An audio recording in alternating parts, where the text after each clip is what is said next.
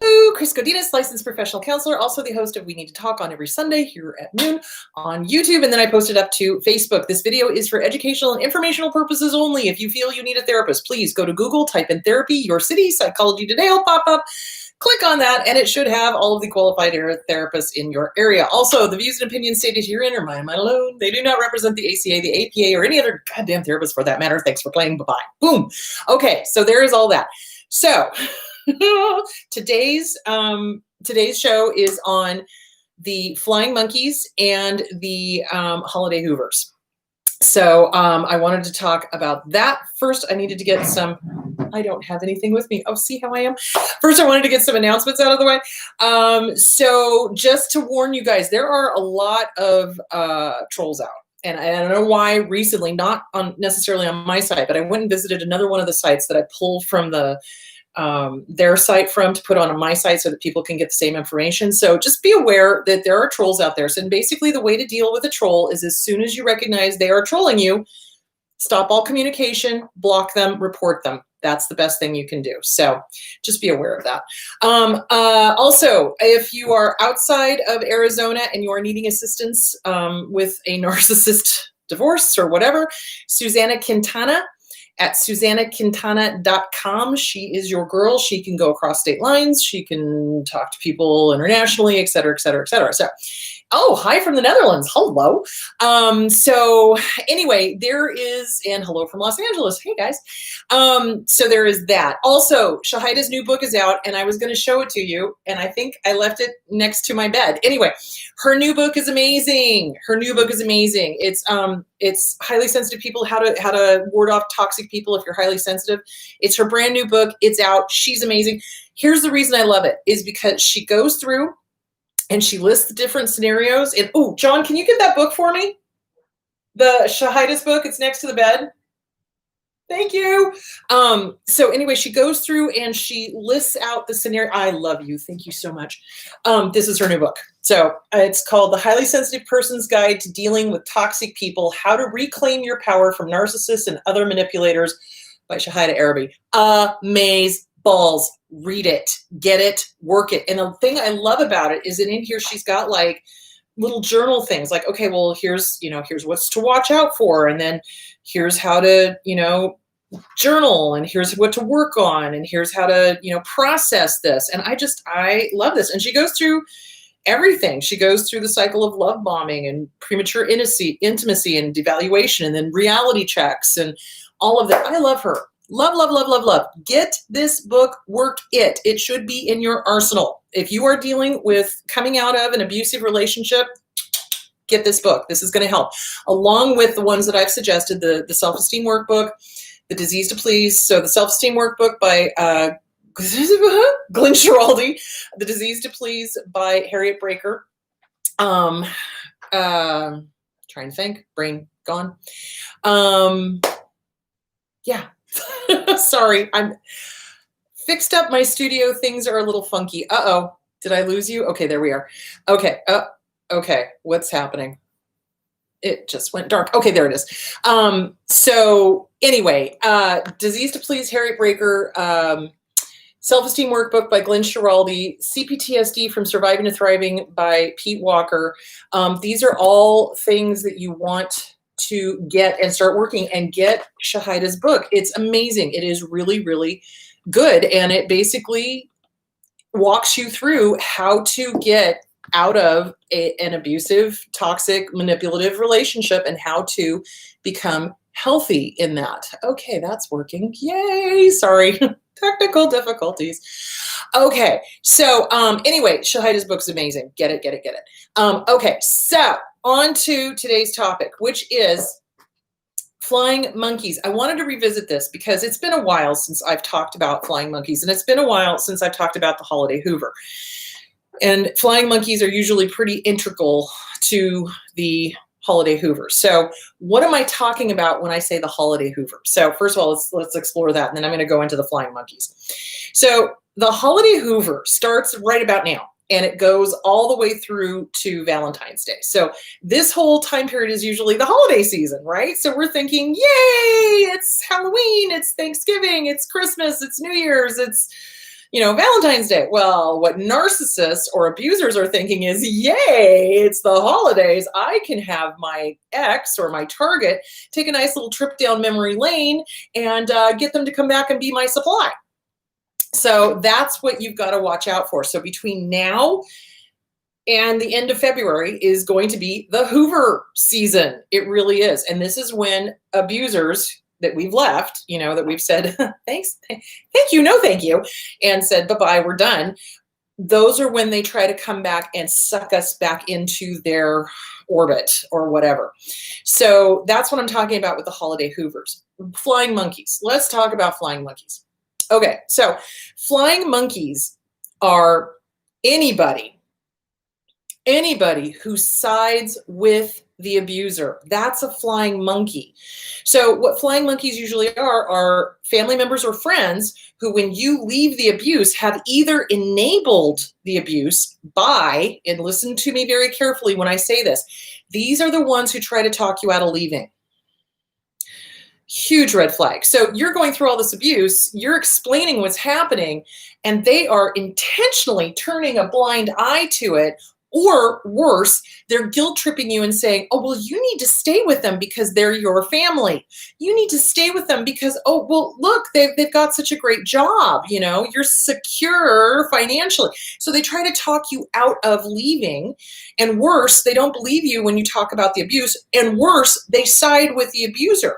So a flying monkey is anybody who is on the abuser's side. And the worst thing that I see happening is when somebody leaves a relationship, all of a sudden, of course, everybody's picking sides because that always happens. But with an abusive relationship, the abuser will make sure that everybody picks sides, and or the flying monkey will declare themselves neutral. So let me just give you my opinion on that. Bullshit. Here's the deal. Being neutral to abuse is the same as enabling it. It is the same as giving the okay to it. Fuck the fuckity fuck out of fucking fuck that bullshit. Anybody who declares that they're neutral when you've told them that there is abuse going on, they are a flying monkey. Be aware. Block them. Get them out of your life. You do not want them around. Why? Flying monkeys are people who do the bidding of the abuser. They do the abuse by proxy, which sucks. So you get out of this relationship, whether it's a parental relationship, a work relationship, a romantic relationship, or whatever that is, you get out of it and suddenly the flying monkeys are buzzing around. And the term flying monkey comes from the Wizard of Oz, right? I don't know if you guys remember this or not. They show the Wizard of Oz like once a year. But so in the Wizard of Oz, the Wicked Witch of the West had flying monkeys do her bidding, go kidnap Dorothy and the Scarecrow and the Tin Man and everything. And I remember as a kid that used to terrify me because, things coming out of the sky and picking you up and cackling and running off. So they do the dirty work. They do the witch's dirty work. So that's why the term flying monkey came about, because flying monkeys, in terms of abuse, they do the abuser's dirty work. I gotta turn that sound off. Hang on. They do the abuser's dirty work. They, let's say, okay, so one of the classic ways that abusers hoover back, okay, they're cowards. They're not going to come right up to you and say, or maybe they will. Sometimes they do, but usually they go through a third party. So they love to triangulate communication. And one of the ways that they do that is they get a flying monkey to relay a message to you.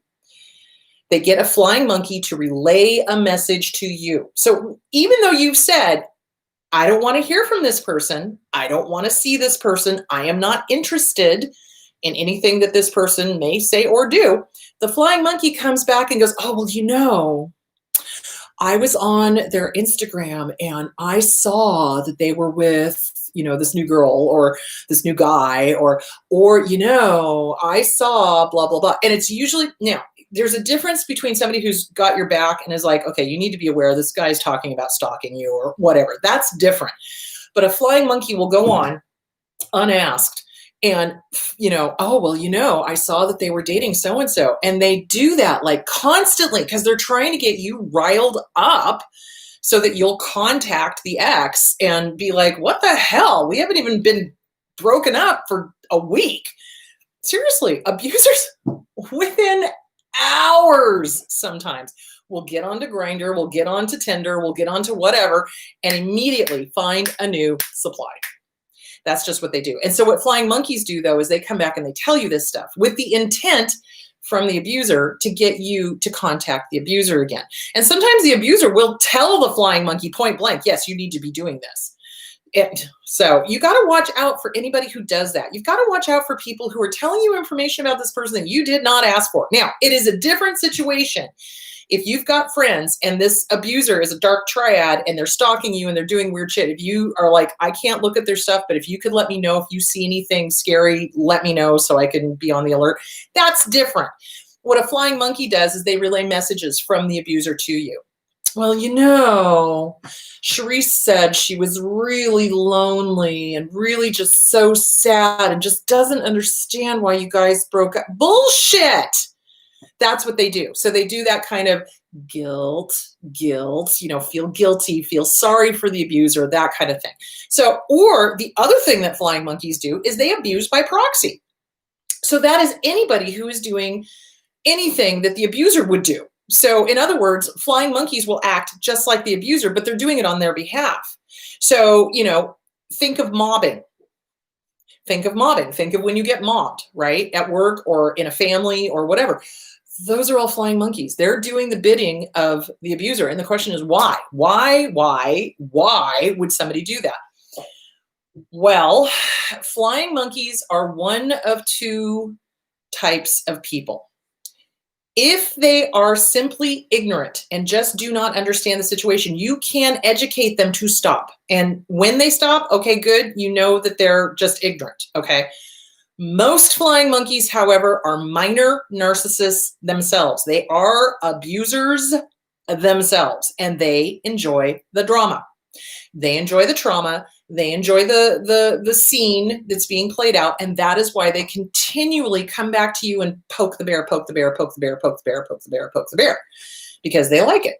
And they are minor narcissists themselves, and they do the bidding of the major abuser. You will see this in work situations, and you will see this in families. That's where you see a lot of that going on, that kind of abuse. So if you can educate people, I mean, here's the deal.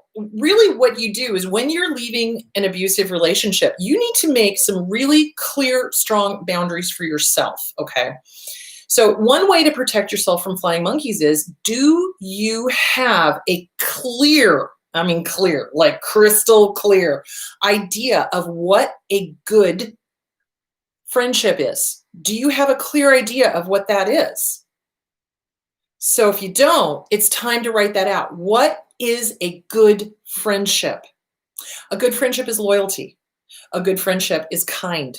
A good friend is the one who believes the best of you, not the worst of you. A good friend is somebody who doesn't gossip. A good friend is somebody who is there for you, good times and bad, A good friend is somebody who does not believe bullshit, all right, and doesn't come running back and telling you stuff. Does that make sense? So just like we need to do a list of deal breakers for a romantic relationship or a family, we've got to do the same thing with friends, because not everybody who's said that they are our friend is really our friend. So what are deal breakers with that? Well, okay, anybody who continually tells me what the abuser is doing when I've already asked, I don't want to hear it. That's a deal breaker. Number two, anybody who runs back to the abuser and tells them what I'm doing, okay, that's a deal breaker. Because remember, it goes both ways. Because remember, the abuser is desperate now for information because we've cut them off, right? So they're wanting to know what we're up to. They're wanting to know who we're seeing and what we're doing. And that's why they lurk on social media, which is why you've got to block them everywhere. And you've got to block all the flying monkeys as well, so that they can't go running back to the abuser and tell them what you're up to. It's none of their goddamn business. It isn't. So yeah, so that's a deal breaker. It's like if they're running back to the abuser and you're suddenly getting texts or emails from the abuser going, well, so-and-so said that you were out with blah, blah, or I heard that there were pictures of you with blah, blah, that's, first of all, don't respond. Second of all, it's like, okay, if you've only told a certain number of friends, or if only a certain number of friends are privy to this, and you have a suspicion of who the flying monkey is, you basically give them one chance. Normally I play life like a baseball game, 3 strikes and you're out. But in this case, no. If you've already told the person, hey, I don't want my information going out back to the abuser. I don't want to hear about them. They don't need to hear about me. And if this person continues to do it, and you don't give them an explanation, you've already told them your boundary. And this is the thing that I hear from people is they're like, but I need to explain, So remember last week when I talked about oversharing, it's the same thing with constantly defending ourselves or constantly explaining why we booted somebody out of our life. If we have booted somebody out of our life, it is for probably a really good reason. So do you see where I'm going with that? And you don't have to explain that. You don't owe anybody an explanation for keeping your world safe and for having good boundaries. So when you get rid of the abuser or when you get rid of the flying monkey, and you've already warned them, don't go back and tell them, don't come and tell me this stuff. You can do one of 2 things. You can just cut it off, right? Which is kind of what I would do. Or you can just let it die by attrition. You just lengthen out the time that you talk to them and you don't talk to them as frequently and you just keep going. Does that make sense? So that's what you can do it that way. Or with me, it's kind of like, okay, I've already explained this. I'm not interested. Stop. Okay, you did it again. All right, we're done. We're done. We're done. You have shown me who you are. And that is the big thing, guys, is that because of the codependency, we have a tendency to give flying monkeys chance after chance after chance after chance, especially when they sit there and lie to us and say, oh, I'm neutral. Oh, I'm on the fence about it. Bullshit, motherfucker. You know what you're thinking. That's a load of crap. I'm sorry. So yeah, there's a word for fence sitters. It's called a mugwump. They got their mug on one side and their wump on the other, and eventually they're going to get caught in the crossfire. You heard what I just said. It never works out well for them because the person who is being abused finally goes, okay, we're done. And now they're stuck with the abuser. Yay, have fun with that. Do you see where I'm going with that? So anyway, the point being is that there is no such thing as being neutral in abuse. There is not. If somebody is saying they're neutral, if somebody is saying they're on the fence, they are siding with the abuser. I'm sorry, especially if they know everything that's gone on. It's like they're basically condoning what's happening. So flying monkeys do it. Why do flying monkeys do it? Well, they do it for the thrill. They do it for the association with the perceived powerful person. So in their mind, the person who's abusing is powerful and has all these people around them and they need to have their approval and da-da-da-da. Well, that's their problem. That is not ours. Let them figure it the fuck out. It's not our job to fix them. It isn't. So don't give more than one chance after you have already explained your boundaries. And that's why I'm saying it's really important. Have crystal clear boundaries. What will you not put up with from a friend? Just like what will you not put up with from a family member? Just like what will you not put up with from a boss? Just like what will you not put up with, period. So write out your list of deal breakers. What will be a deal breaker with a friend? What would be a deal breaker with a boss? What would be a list of deal breakers with these people? You need to have that cemented clearly in your head. And then if they run over one of those boundaries, okay, you make them aware of it. And if they do it again, okay, we're done. We're done, So don't put up with it. And flying monkeys always say that they're doing it for your best interest. Oh, well, I just wanted you to know. Oh, well, I just don't want to pick sides. Coward. I'm sorry. It takes guts to stand up to an abuser and say, you know what, motherfucker, I see what you're doing and we're done. You know what I'm saying? So, yeah, it's really important to get all of these flying monkeys out of your life. And this is something that is really hard for us when we leave an abusive friendship, an abusive relationship, abusive family, abusive boss, or whatever, because it feels very empty because we've been surrounded by all of these people that are, the abuser's people. And that's the other thing. How many times have I seen abuse targets come sit on my couch? Well, I used to have actually.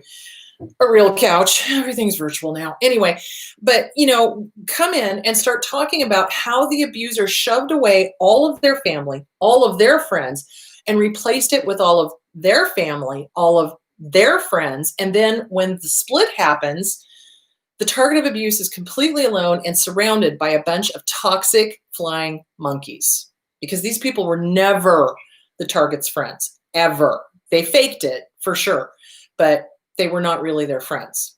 So that is what happens with abusive relationships with flying monkeys. And it's intentional on the part of the abuser. The abuser does not have real friendships. And they don't have real friendships that last a really, really, really long time unless they're with another bunch of minor narcissists. If they are with a bunch of other abusers that are minor, yeah, they can keep that going for a while because they're all living off of that narcissistic supply. But they don't have relationships with healthy people. They don't. They can't maintain them. And they're so pathologically jealous that they can't allow anybody who's anywhere near healthy around their target, because the target would start learning the difference between fake and real. So flying monkeys are dangerous, and they are part of the Hoover. They are absolutely part of the Hoover. The abuser will enlist the aid of the flying monkeys to relay messages. Nope, absolutely not. You cut that shit off. You don't need to hear. And if somebody does that, you be point blank. Stop. And I mean it. I am not interested. I don't want to hear what my ex is doing. I don't want to hear what my family is doing. I don't want to hear what my former boss or coworkers are doing. I don't want to hear what my former friend is doing. I'm not interested. Thank you. And please don't do it again, because that's a deal breaker. There you go. Point blank, right out there in front of God and everyone.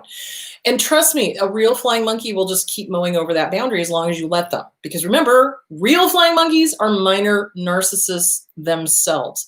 So with the Holiday Hoovers, they're going to be doing the whole emotional, they play on the emotions, they play on the heartstrings, right? So, and we've got a double whammy kind of going on, because not only do we have the holidays coming up, we've got Halloween and Thanksgiving and Christmas and New Year's and then Valentine's Day, but we're also in the middle of a pandemic. And so I can't tell you, oh my God, it's like the weather started cooling down and they all started crawling out of the woodwork. So many of my clients are like, you're not going to believe who contacted me after 15 years. And I'm like, oh yeah, I would. So yeah, they're crawling out of the woodwork. So they're doing the pandemic Hoover, and they're counting on, this is what I started to say. So when we leave, it's very empty. It feels very lonely because we've been around all of this toxicity and all of this drama, right? And so a lot of times targets will say, oh my gosh, I'm alone. I'm lonely. I'm alone. I'm alone. I'm alone. I don't have as many people around me. Take a deep breath. You don't need those people around you. Trust me. If you have those people around you, you will fall right back into abusive relationship again, because that's what the abuser is using them for. So what you need to do is, yes, it feels weird. Yes, it feels alone, relatively speaking. But what you got to do is you got to clean out your friend closet. Just like once a year, you clean out your closet and you get rid of clothes that don't fit, and you get rid of clothes that have holes in them, and you get rid of clothes that don't make you look good or whatever, or don't make you feel good. And then you do the same thing with toxic people. You clean them out of your friend closet. You get rid of them so you've got room to get new friends that are healthy, that are happy, that are whole, that are working on themselves, that are on the same path you are. So it does feel lonely. I'm going to validate that 110%. But this is the time when you leave the abuser and you're realizing that all these people are flying monkeys and you're getting rid of them. This is the time to work on yourself. And this is when the inner child usually pops up and goes, no, I don't want to do it. Oh my God, it's so scary. Oh my God, I'm alone. Okay, shh. It's okay. It's okay. Yes, we are lonely, or yes, we are alone right now, but now is the perfect time for us to work on us and really strengthen our relationship with ourselves, and you work with your inner child. This is the perfect time to work on who you are. How many of us got out of an abusive relationship and went, I don't even know who I am. What do I like to eat? I can't even tell you, We don't know who we are. We don't know what we want anymore because the abuser has told us who we are and told us what we wanted and told us, et cetera, et cetera. And the flying monkeys have too.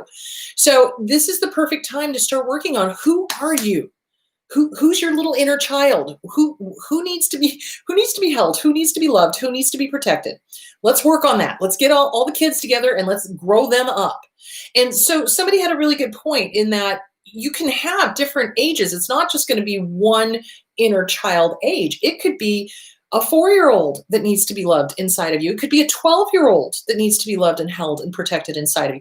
There can be different ages. So you're going to have to figure that out and work with those inner children inside of you and love them and protect them and help them understand that you get to be the adult, they get to be the kid. They don't get to run the show, you do. So that whole thing. And flying monkeys will interfere with that. Flying monkeys are always going to want to reflect back to you, oh, well, you should have stayed with that person. Oh, well, they're really lonely. Oh, well, and this is all part of the Hoovers. So be aware of anyone who speaks on behalf of the abuser. Be aware of anyone who tries to guilt trip you for leaving the abuser, and really be aware of anyone who does the whole fear. Oh, you should have stayed. They were such a good provider. Oh, they had so much money. It's not about the Benjamins, people. It's about happy. Be happy. Happy is worth more than the Benjamins. Trust me on that one. My dad was an attorney.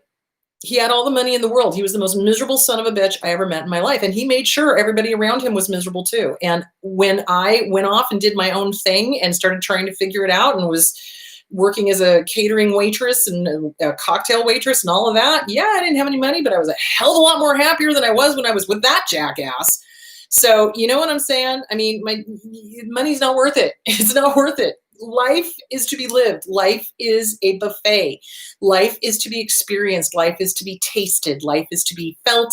Life is to be enjoyed. And abusers cannot do that. And flying monkeys can't do that. The only joy they get out of life is stirring the pot. And that's what flying monkeys do, is they stir the pot, stir the pot, stir the pot. So anybody who's stirring the pot all the time, you better watch out for that person. They are a minor narcissist. They are a drama king or queen. They are looking for drama. Drama should only be on the stage or on the screen, and that's it. Seriously, there is no time in real life for that kind of bullshit. I'm sorry, unless you're a screenwriter. No, thank you. Hang on a second. Ooh, thirsty. Anyway, so the point being is that flying monkeys do the bidding of the abuser. And in this Hoover period, they are going to be doing the guilt tripping. They're going to try to be making you fearful. They're going to try to be making you feel obligated. They're going to be relaying messages. They're going to be, coming back and telling you stuff. Oh, I saw so-and-so out with such and such. Who cares? Doesn't matter what they're doing. It is no longer about the abuser, guys. It's now about you. And it's about what you want, what you need, where you want to go. What do you like? And the most important way to protect yourself from this is, what is a good, healthy friendship? What does that look like? Really important. And if these don't look like a healthy relationship, then trust your gut.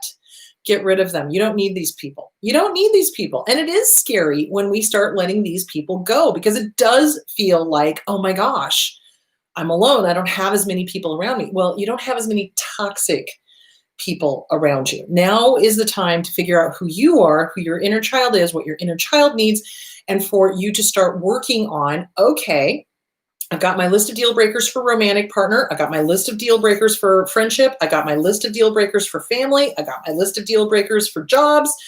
All right, I'm going to start working on my self-esteem. I'm going to start working on my boundaries and not being codependent, and trusting my gut when I meet somebody. Is this somebody I want to have in my life? Do I feel good when I leave them, or do I feel like doo-doo when I leave them? That's the big difference, is that flying monkeys always instill this doubt, just like the abuser, this doubt, like, oh, well, maybe, gosh, maybe they're right. No, somebody who is on your side is going to remind you, okay, you know what this person did? Let's just go through a checklist of what this person did to you and what you had to put up with. Girlfriend, don't you go back. Boyfriend, don't you go back. You know what I'm saying? So it's really important to have supportive, true friends, okay? And true friends do not be abused by proxy. They don't, that's the other thing. So abuse by proxy. So the abuser will encourage the flying monkeys to say horrible things, do horrible things, plant seeds of doubt, it's abuse by proxy. So it's kind of like if the abuser can't get to you, the flying monkeys do. And then the flying monkeys go back and report to the abuser, oh, you should have seen the look on his face. Oh, you should have seen the look on her face, blah, blah, blah. No, thank you. So yeah, you get rid of those people. So healthy, good friends encourage you. They want you to grow. They want you to be healthy. They want you to be happy. They enjoy seeing you do new, good things. People who are abusers are always the naysayers who are like, oh, don't you dare. Oh, you can't do that. No, you couldn't, da-da-da-da-da. Fuck that shit. Do you see where I'm going with that? So yeah, anyway, okay. Oh, it's 12:30. Okay. Questions. So anyway, that is a flying monkey. A flying monkey is anybody who sides with the abuser, who does the abuser's bidding, or somebody who claims to be neutral. Bullshit. They are not. Trust me on that one. Anyone who does abuse by proxy, you get rid of these people. You kick them to the curb. Ain't nobody got time for that shit. So you start your list of deal breakers. What will you not put up with in any relationship? Any relationship. Friendship, family, romantic, boss, whatever. And then you start looking at, what do I want in a friendship? What do I need? What do I need? And you start working on self-esteem, and you start working on boundaries and getting rid of the codependency. Hoovers are happening, guys, fast and furious. We got the pandemic Hoover going on. Oh, well, the numbers are going up, so we really need to be together. No, we really don't. No, we really don't. So, but be aware of that, or you're going to get the holiday Hoovers where it's like, oh, I looked at all the Christmas lights and it was so romantic. And I thought about that date that we had, and they'll bring up some memory from the past when they were love bombing us in the hopes that we'll go, oh yeah, I remember the good time. Don't you go down that primrose path. It leads straight to hell. It leads straight to hell. Trust me on that one. So you want to be very careful of the holiday Hoovers. They're going to pull it. They're going to pull the pandemic Hoovers. They're going to pull all of these different kind of come back, come over here, that kind of thing. No, don't fall for it. Don't fall for it. It won't end well. And remember, when you go back to an abuser after having left them, the abuse is going to be double, if not triple, if not quadruple, because they're pissed that you left. They're pissed that you got out. And they're going to really, once the mask slips, once you come back from a Hoover and the mask slips again, it'll be a very shortened time. So every single time that we get Hoovered back in, the time from the love bombing to the mask slipping gets shorter and shorter and shorter and shorter, and the abuse gets more and more and more intense. So it's dangerous. So just be aware of that. So anyway, so much. Okay. Let's go to questions. Okay. Where is there it is. Okay. Are fence sitters the same thing as flying monkeys? Yes, they are mugwumps. They are mugwumps. Don't trust them. You don't ever be neutral with abuse. It is the same thing as giving your blessings to it. Abso-fucking-lutely not. Yeah, don't trust them. All right. I am always excited to do my hobbies until I sit down to do them. Then I start to feel anxious and bored and insecure. No matter what, I can't seem to find joy. Is that normal? No, I wouldn't say so, because usually when somebody sits down to do their hobby, it's like, woo, I get to do my hobby. Yay. So I would suggest journaling. Figure it out. Why do you feel anxious? Who stopped you from doing your hobbies? Who made you insecure about it? Who didn't give you support? Who told you that wasn't okay? Who interfered? So abusers don't like downtime.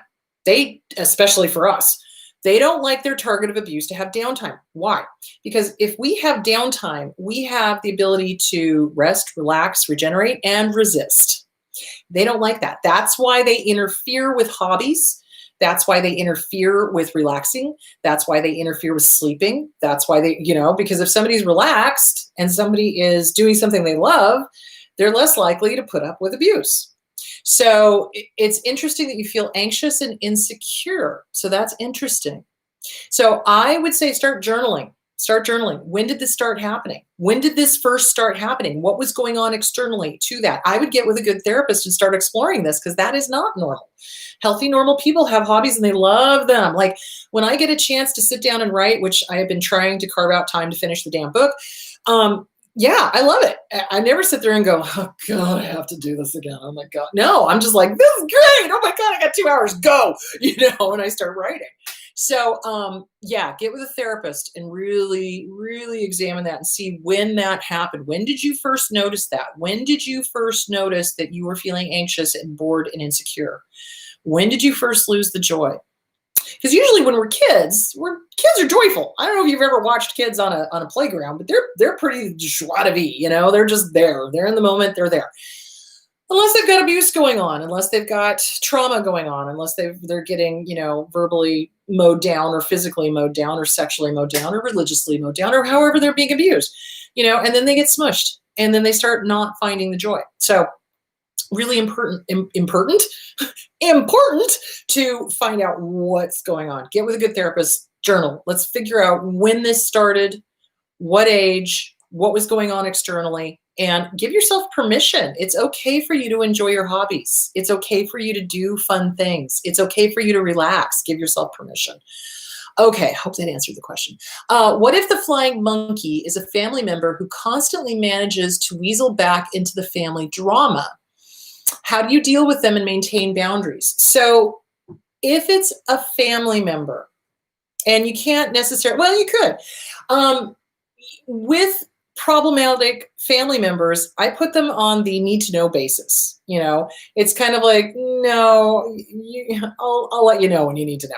So with weaseling back into the family drama, who's letting them back in is the question, because that's the person that's the problem. Does that make sense? So you just don't engage. You just don't engage. I mean, how many times have we gone to family gatherings where there's the one person who's trying to gather all the information and trying to start stuff and gossiping and this, that, and the other thing? I just don't engage. I'm always like, oh, I got to make a phone call, or you know what? I'm sorry, I got to go check on the chicken, or whatever. You make an excuse, you walk away. Gray rock, you just Oh, yeah, that's interesting, and you give them nothing. Because remember, abusers love to mine for information, and family drama is only exciting if you can get information. If they can't get information, they'll stop trying and they'll go elsewhere. So, okay, and you maintain boundaries by using the word no. You don't have to share stuff with them. And you want to take a look at who's letting them back in. How are they weaseling their way back in? If they've shown you who they are, why are you letting them back in? Don't. Shut the door, lock it. You can. And here's the thing. If you were not related to these people, would you have anything to do with them? If the answer is no, act accordingly. Just because they're family does not mean you need to allow them in your life. And I will say that until everybody in the world hears this. Blood does not matter. Behavior does. And if somebody who is family treats you like shit, boot them to the curb. They don't have the right to be in your life. I don't care who they are. I don't care if it's your parents, your grandparents, your brother, your sister, your uncle, your aunt, your cousins, whatever. If they are behaving horribly and abusively, you are under no obligation to put up with that. You are under no obligation to put up with that. No fear, no obligation, no guilt. Any relationship that makes those three happen, that is the sign of a toxic relationship. Don't fall for it. So yeah, I hope that answered the question. How do I get out of denial? Ooh, denial is deadly. So that's one thing to remind yourself of. Denial happens. It's the cognitive dissonance. So it's incoming information doesn't match what we've got. And so our brain does somersaults to make it match, to make it okay, to excuse the behavior, right? Oh, it's not that bad, minimizing. Oh, it's not that bad. They're really good people. They're really, they've done a lot of good stuff. Well, I have had a lot of fun with it. Well, of course, everybody has fun with them when they're in the love bombing phase or they want something. But once they're out of that love bombing phase and they're just there to be nasty and abuse, no, it's not fun. So you've got to write down every rotten thing they have ever done and stop making excuses. Stop excusing the abuse. Abuse is abuse. So start working this book. Start working this book. Seriously, swear to God, serious as a heart attack. Shahida Arabi's The Highly Sensitive Person's Guide for Dealing with Toxic People, How to Reclaim Your Power from Narcissists and Other Manipulators. Do it. So denial is our inner child trying to justify the behavior of the abuser so that we stay with them because it's safe in our inner child's mind. It's familiar. That's what makes it dangerous. So denial is deadly. You've got to be very, very, very careful about denial. Write out every rotten thing they ever did to you. Remind yourself. Don't minimize. Don't justify. Don't excuse. Don't rationalize. That sounds very much like an addictive behavior. So think of it this way. Addiction and being the target of an abuser is very similar. Why? Because we are addicted to the intermittent positive rewards. We start living for those times when they're quote unquote good, or when they're kind, or when they were love bombing us or whatever. So we become addicted to the highs, okay? And we will put up with the lows in order to get back to the highs, but the highs get less and less and less and less. Yeah, it's dangerous. So we are addicted to the intermittent positive rewards. We're not addicted to the abuse. Fuck that shit.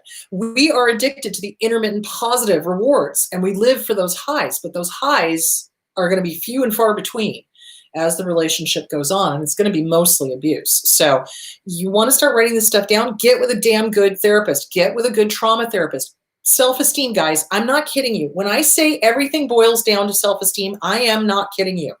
Get the Self-Esteem Workbook by Glenn Schiraldi. Start working it. Or You Are a Badass by Jen Sincero. Either one, I don't care. Just start working it. Why? Because people who love themselves don't put up with an abuse. They don't.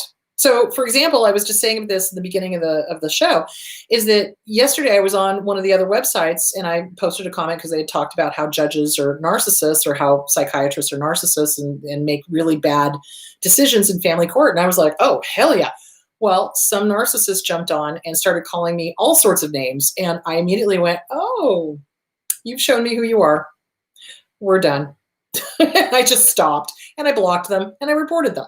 So, it's, you don't put up with abuse. Why? Because I don't deserve that. You don't deserve that. Ain't nobody on the face of this planet deserves that. So it's a self-esteem issue. Denial means that our self-esteem is in the toilet. We've got to get it back up. We do.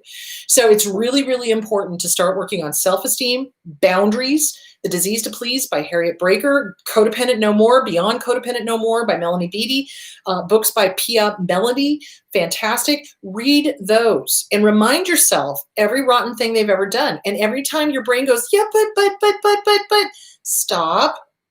That does not excuse this. Does that make sense? So it's going to be a process. Get with a good trauma therapist. Seriously, get with a good trauma therapist. You're going to need help with this because the cognitive dissonance, because your brain is going to constantly be making excuses for the abuser until it finally clicks. So yeah, so get with a good trauma therapist. Okay, easy to ignore voice guilt tripping me. Ooh, hang on. Easy to ignore voices guilt tripping me for leaving. What happens when the voice is you? Trying to do therapy, but need help in between sessions to stop guilting myself for leaving. Okay, that voice is not you, sweetheart. It's not you. So kids do not pop out of the womb with the you need to feel guilty voice going on in their head. That is a learned behavior. So it probably happened prior to the abuse. You got to figure out who taught you to feel guilty, who taught you to feel shame, who taught you to feel codependent, who taught you to feel that you have to take care of this person. That's where the guilt is coming from, okay? So again, any relationship, fear, obligation, or guilt is a toxic relationship. That was a toxic relationship. You do not have to take care of them. Where did you learn the guilt from? Who taught you that? When did you first feel guilty? It's really important. People are always like, oh, do I really have to journal? Do I really have to go back to my past? Yes. Why? Because back there, original wound is where all this shit happened that's creating all of this stuff in the present. So you got to get this stuff handled so that we can stop creating this in the present. Does that make sense? And we can move on and be healthy and happy and whole. So it is not your voice. And so, for example, I had horrible self-esteem growing up. My dad was an abuser. He was sexually molesting me. He was a religious nut. He was religiously abusing me. He was crazy, okay? And his voice was going off in my head, and I thought it was mine until I really clearly heard, no, that's not me. That's my dad. So I named it Bob. Hey, Bobbikins. There you are. I hear you. I see you. Go fuck yourself. Have a nice day. And by that, I mean, go fuck yourself. Seriously, it's like you name your voice. It's not you. It's not you. It's learned. It is a learned behavior. Like I said, children do not pop out of the womb going, oh, I think I'm going to beat myself up. No, they don't do that. So that voice came from somebody else. So journal, get it out of your head, get it onto paper, challenge it. Challenge it. You put that voice down like a rabid dog. You see where I'm going with that? So it says, oh, you need to feel guilty. Actually, according to Pia Melody, Melanie Beattie, Harriet Breaker, I don't. Fuck off. Do you see where I'm going with that? So you challenge it. You challenge it. You challenge it. You write it out and then you challenge it. Abso-freaking-lutely. And it's not your job to take care of anybody. It is not your job to take care of anybody except you. You are the only person you need to take care of. When we're codependent, we think we have to take care of the abuser. It is not our job. It is not our job. So get with your therapist and tell them exactly what you've told me. Use the journaling and the challenging in between sessions so that you can challenge that voice. Mindfulness. When that voice pops up and goes, oh, you should feel guilty. So notice, should, shoulda, coulda, woulda. Mental masturbation. It's a mind fuck. Do you see where I'm going with that? It's a mind fuck. It is. And it's the way to, I know I'm weird. Anyway, it's a way to make you feel obligated. Shoulda, coulda, woulda. And that is taught to us by our abusers. So anytime you hear shoulda, coulda, woulda, oh, interesting. Thank you for your input. Shut the fuck up. I don't need to feel guilty. Why? Because I say so. I am the boss of this voice. This voice is not the boss of me. Fuck off. Have a nice day. And by that, I mean, fuck off. Bye-bye. Do you see where I'm going with that? Journal, write it out. Challenge. Don't accept. Don't believe everything you think. Because until we get healthy, everything we think may not be healthy. Does that make sense? Especially if it's negative. If it's the negative guilt, obligation, fear, fog. Do you see where I'm going with that? It's the fog of the abuse. So, and that causes denial, and that causes the guilt, and that causes all sorts of stuff. So really work with your therapist on that. Really work on challenging that voice, putting it down, writing it out on paper. Okay, the voice said this, here's reality. I don't need to take care of this person. It is not my job. They were abusive. They did this, and this. It's not my job to take care of them. Thanks for playing. Bye-bye. Do you see where I'm going with that? So, and challenge it verbally. Thank you for your input. Shut the fuck up. I don't need to feel guilty. I don't need to do shoulda, coulda, woulda. I don't. I am not going to do mental masturbation. Go fuck yourself. Bye-bye. Do you see where I'm going with that? You're going to have to be mean to that because that thing is mean to you. You got to put it down and then replace it with the positive and send it on its way. Now, remember, you're not going to resist it.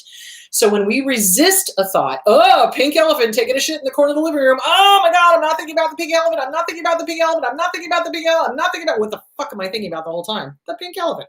So you don't want to resist it, but you also do not want to invite it in for coffee because it will stay for dinner. So what you're going to do is you're going to go, there's the thought. I don't have to believe it. I can challenge it and then I can send it on its way. So it's thought stopping. So even going, thank you for your input, shut the fuck up, that's thought stopping. Not resisting it, you're acknowledging it. Hey, I hear you, I see you, dumbass.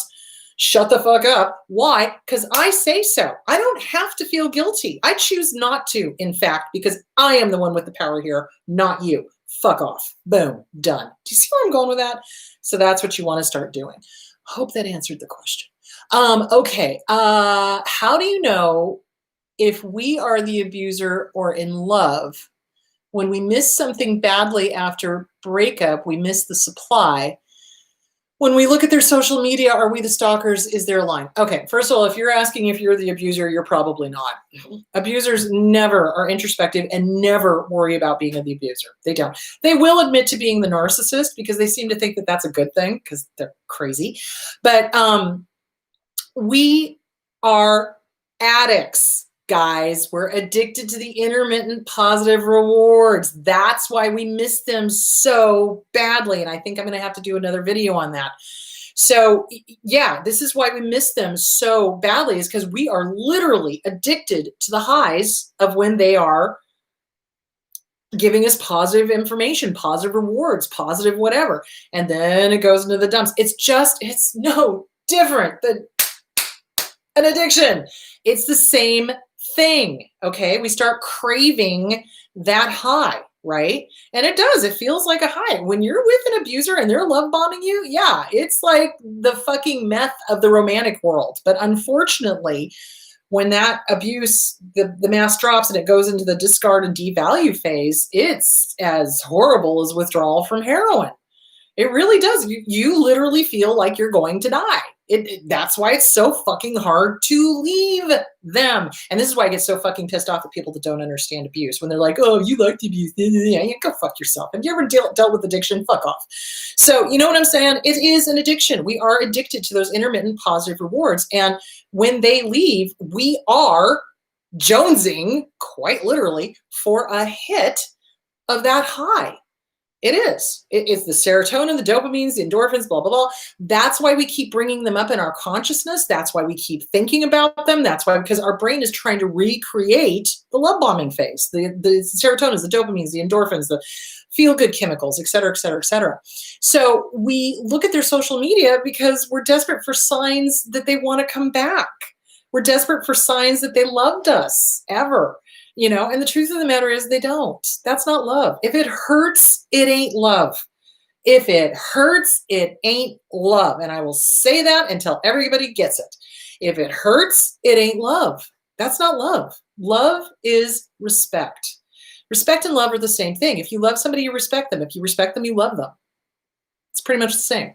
So they don't respect us. They don't respect themselves. They don't respect anybody. All they care about is supply. So what we're looking for is the endorphins, the dopamines, the serotonins. We do miss them. We do. We absolutely do. And it is an addiction. It is an addiction. So you have to start working with that little abused brain. Hello, brain. Yes, I know that we're trying to get back to that high, but let's go over all the rotten things they ever did to us. Again, let's go over all the rotten things they ever did to us. Stop looking at their social media. Like, seriously, block them. Stop looking at their social media. Stop it. All you're doing is torturing yourself. So it's kind of like, here's the thing. It's kind of like an alcoholic who does not change their routine, who constantly drives by the same alcohol store that they used to get their stuff from. You know, if they don't change their routine, eventually they're going to stop there. Does that make sense? It's the same thing for us as survivors of abuse. If we keep looking at their social media, if we keep them alive in our heads, if we keep doing these things that keep us somewhat sort of maybe kind of connected to them, eventually we're going to end up contacting them again. And you don't want that. You don't want that. Please see the previous where I said the time period between the intermittent positive rewards gets shorter and shorter and shorter and shorter, and the abuse intensifies every time we leave and come back. It's dangerous. So it is something that almost every target does. Not all, but a lot do. They do check them out on social media. They want to know what they're doing. They want to, and it's almost like you're abusing yourself now at this point. So my suggestion would be get with a damn good therapist. Get with a damn good trauma therapist. Start working CPTSD from Surviving to Thriving by Pete Walker. Self-Esteem Workbook by Glenn Schiraldi, The Disease to Please by Harriet Breaker, Anything by Pia Melody, Codependent No More, Beyond Codependent No More by Melanie Beattie. Get those books, start working them, start working this book. Shahida, amazing. I love her. She's so good. And what I love about this, it's not thick. It's not a thick book. It's not a heavy read. I read it all in one night. It's really an easy read. And she gives you instructions. Okay, here's a journal thing that you should do. Here's what you need to look out for. Here's what you need to be thinking about. Do this and remind yourself of every rotten thing they ever did to you. You don't deserve that. You don't. So it is something that we do as survivors. We do. We miss them. We miss the intermittent positive rewards. We miss, here's the sad thing. Get out the Kleenex. We miss what could have been. We miss the illusion of who we thought they were. That's what we miss. We miss that illusion because they mirror us almost perfectly. They do. And they get us basically to fall in love with ourselves. When you think about it, it's like, you like ice cream, I like ice cream. You like this, I like this. You like, you like to ice skate, I like to ice skate. It's like Frozen. Do you remember the movie Frozen with Prince Hans and Anna? He mirrors her perfectly, and she thinks she's found Prince Charming, and it turns out he's evil to the core. Good writing. Anyway, the point being is that we fall in love with a version of ourselves, and then when that mask slips, we're desperate to get back to that person we fell in love with, but that person we fell in love with never, and this is the sad part, ever existed. They were not real. That they were an illusion. They were never really there. And that sucks. So, and the good news in all of that is you get to love yourself. You've already had that experience. It's just you thought it was another person. I know. Mind blown. Anyway, so yeah, start loving yourself. Start doing the mirror work. Hi, good to see you. Have a wonderful day. You know what I love about you? I love your smile. I love your sense of humor. I love the way you sing. I love this. I love that. And then walk out. Because that's what they did to us. They made us think that it was them, when in reality, they were mirroring us back to us. So work on self-esteem. It really does boil down to self-esteem. It really does. But they were never real, guys. They were never real. They were an illusion.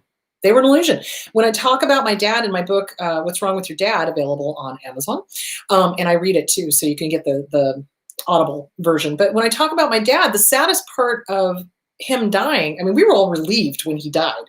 But the saddest part of him dying was us going, if only, if only he could have been sane, if only he could have gotten help, if only he would have, shoulda, coulda, woulda, if only he had, if only. And it was really sad because we realized, the little teeny tiny parts when he was a good dad, which were very few and far between, those were all illusions. It was for an act. It was for somebody else's benefit. So it's an illusion. That person was never real. Let him go. Let him go. But do start working on loving you because you've already had the experience. You just thought it was another person.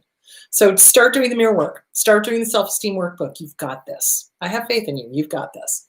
Okay. Are the narcs and monkeys jealous of the scapegoat target? Yeah, they can be. They can be. It's a weird, sick relationship. It's very, what's the word I'm looking for? Enmeshed? That's a good way to put it. It's a very enmeshed relationship. They want the attention, so they're going to do whatever they can to get the attention from the abuser. So they'll abuse by proxy, they'll relay messages, et cetera, et cetera, et cetera. Yeah, they can be very jealous of the person. And remember, the narcissist is jealous of us because we have something that they don't. We have emotions. We have love.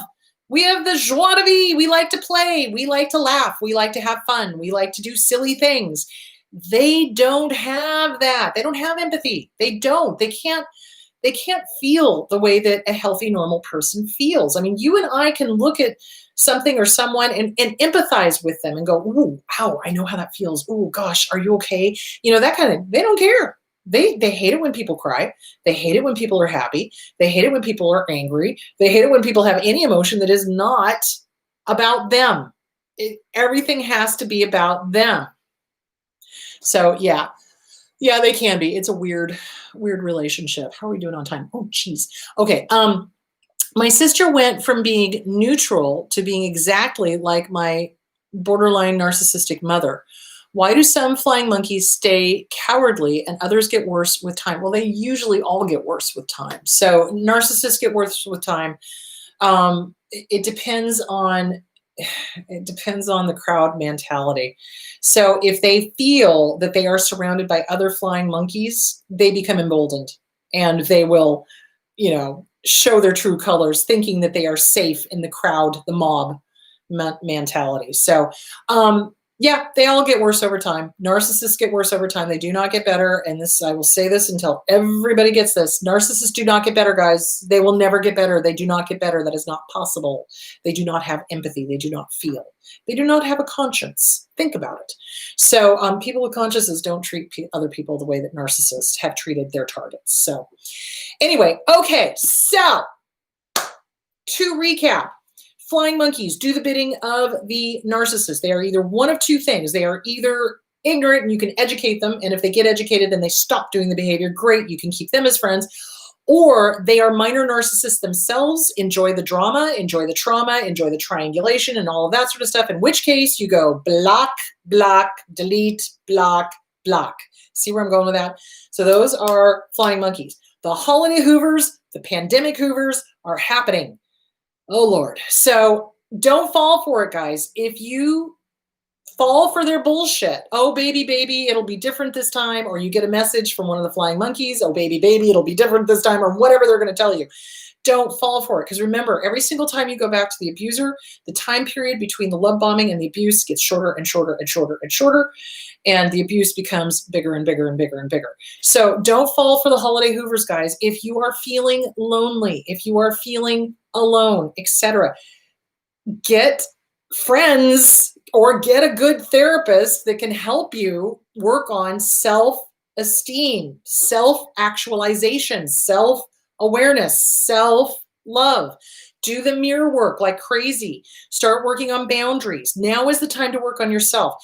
This season can be really hard. The holidays are hard anyway on a lot of people, especially when we've come from abuse. But when we come from a romantic partner or family and they're trying to hoover us back in, hoover us back in, hoover us back in, you've got to write out every rotten thing they ever did and stay firm, stay strong in your boundary. No. And I mean it, I'm not coming back into the fold. Have a nice life, and then block or whatever you need to do. But don't fall for the Hoovers. They're going to happen. And they're going to happen from families. They're going to happen from bosses. They're going to happen from friends. They're going to happen from abusive romantic partners, et cetera, et cetera, et cetera. So anyway, okay, next week, I want to talk about taming the inner critic, because that is something that people have been saying. It's like they're really struggling with that inner critic and it's being really bad right now. And I don't know if it's because it's the season or the social thing or whatever. So let's talk about taming the inner critic next time. We're going to talk about techniques you can use. I want to go over guided imagery. I want to go over journaling. I want to go over mirror work. I want to go over everything you can do to work on taming this thing, okay? All right, kids, have a great week. And where is my cursor? Oh, Lord. Okay, there it is. Okay, so have a great week. Really, self-care like a boss, guys. Self-care like a boss. I want you guys to take really good care of yourselves. Drink plenty of water, get good sleep, eat as healthy as you can, exercise. Take good care of yourselves, okay? All right, guys, I'll talk to you later. Mwah. Bye.